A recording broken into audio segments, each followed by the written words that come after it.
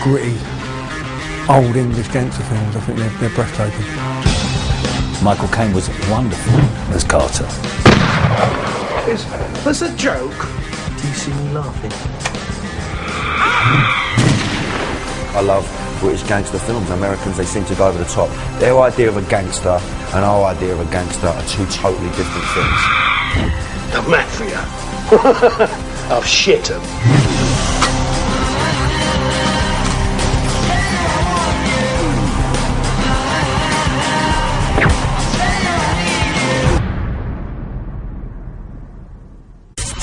What's in it, Jack? Get Carter has not really aged.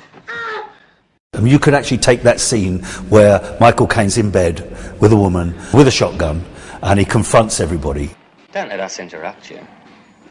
Today, that scene would be slightly different in as much as there'd be blood and guts everywhere. Come on, Jack, put it away. You know you won't use it. Where there was no blood, hardly any blood. Out. One of the reasons why I love Get Carter is obviously being a southerner, being a cockney. You know, I love the premise of it. I love the idea of Michael Caine's character, who's naughty, you know, he's got a bit of a history, loses his brother, doesn't know what's going on, goes up north, right, on his jack, right, and deals with these northerners, right, and he does it with so much charisma and grace. We'll see you when you've got your drawers on. He's got that ability, Michael Caine. He never looks flustered. He's just so sexy, and you know, and the idea of why he's doing it. You know, he's not doing it for money, which is usually gangster films are about money or greed, or he's doing it out of love. He's doing it for the love of his brother, and you know that's what chokes me up more than anything else. And he gets his retribution. He gets it. He finds the geezer. At the end, that final scene, I love the set. It's perfect for a final big fight, really, on that slag heap with the conveyor belts. It's a real battle, that.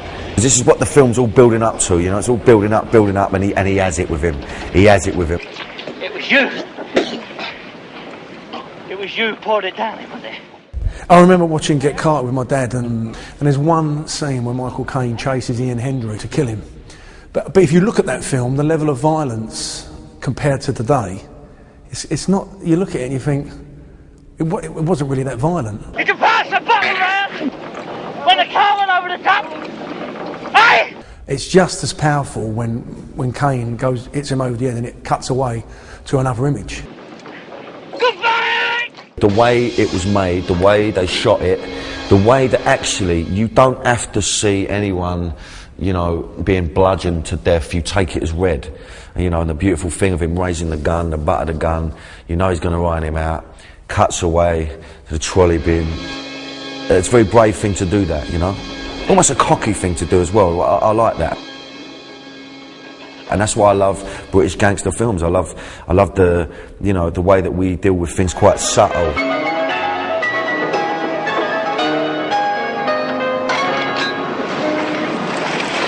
The thing that shows you, apart from the fact that Michael Caine's much younger then, is that there was no real absolute violence that we have in films today. Scum. Ray Winston's early film was Scum. I was actually an extra. When I first started wanting to be an actor, I met him on that. But that's such a powerful scene where he puts the balls in the socks. We're going back 30 years. Carry on. And you never got that level of violence in film. Especially the turnout at the end, I'm the daddy with a tool, with a big black fella. Where's your tool? What fucking tool? I think that was actually groundbreaking violence for that type of film that was coming out at the time. I remember watching it and all my mates and thinking, that was really, you know, it was out there, it was near the mark. You'll get your perks, but I'm the daddy. Right? Yeah. You get blood in a fight scene, or if someone's shot in the 70s, but that was about it. You never saw the blood that we had in, for instance, a film that I did called Rise of the Foot Soldier.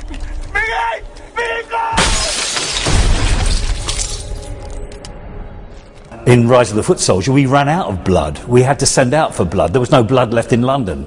Craig Fairbrass, he walked away with that film. He became Pat Tate. What's your problem, mate? Well, I can't remember what fucking told me. chickens? Because it's not on the menu, sir. You're talking about on a fucking menu. We're talking about cheese, you cunt.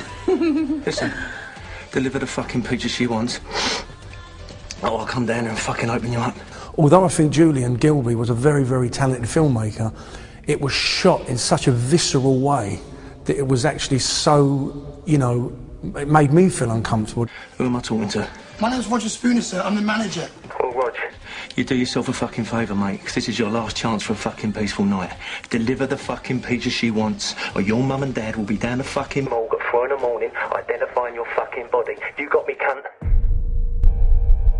There was a scene where I went into the pizza place and I cut the kid from there, you know, across the face and that, and people have stopped me in the streets and said, you know, that character you played in that film literally just made me feel so uncomfortable, and I believed everything you did.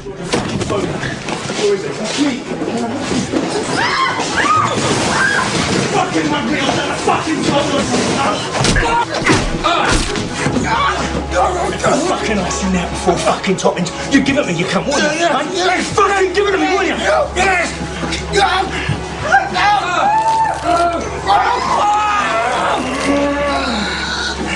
Pat Tate was a loose cannon, completely loose cannon. And apart from the fact that people who spoke to us about him said that he changed when he took up weightlifting, went on steroids and drugs and everything else, he became a complete loose cannon. Everybody knew Pat Tate was. He was a legend in the Essex underworld after a quiet meal down the Happy Eater in Basildon. What's this all? They cried on my balls. The scene in the diner where he's sitting with his girlfriend and the waiter comes over. The waiter interrupts his hand job under the table that his girlfriend's giving him. And you can see that Craig Fairbrass is got under the skin of Pat Tate so much that I can imagine Pat Tate doing exactly that. Listen to me, you fucking low-life job's worth cunt. For the last 20 minutes she's had her hand wrapped round my cock. And every time I go into a rhythm, one of you fucking mugs walks over and puts me off. Now maybe if I'd have fucking shot me bolt I'd have paid the service, but you keep coming over here and interrupting me. It was a very hard scene to pull off, because you think to yourself, right, I'm an actor, this guy's got a huge reputation, everybody knows who he is. You know, everyone knows about this film, they're waiting for this film, and everyone said to me, your character was the hardest one to nail because the type of man he was. Sir, if you don't calm down, I'm going to have to ask you to leave. Get your coat.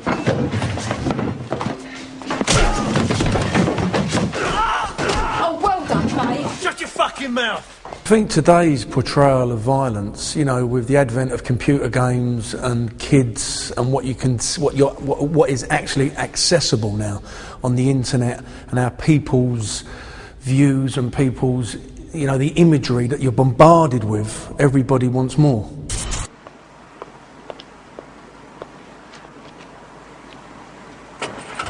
My favourite scene from The Long Good Friday, it's a beautiful film from beginning to end really, but my favourite scene would probably be the last scene, when you actually think that Bob, he's got away with it.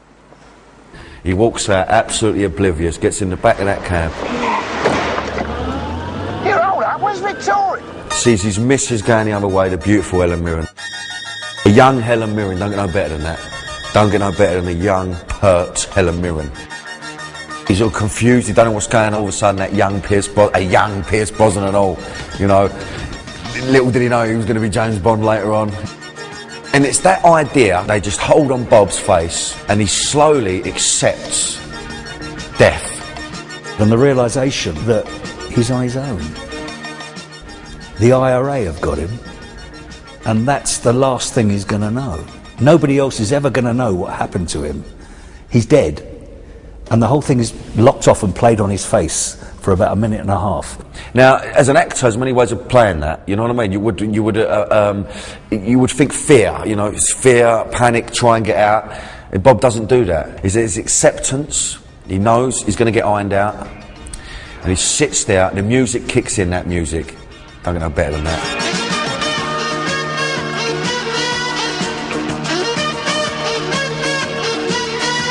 And he actually has the front to smile. And it's a scene as an actor, like myself, it's sort of scenes that you would relish.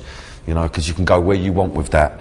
And they let him express himself, and I love the fact, actually he goes, it's all right, I've had a good innings, I've had a good run, and now it's my time to meet my maker. And it just made him even more cool for me, you know. It's such a beautiful thing, that, you know, and it's never really been done since, I don't think, you know. And I think it was a brave way to end the film and roll the credits.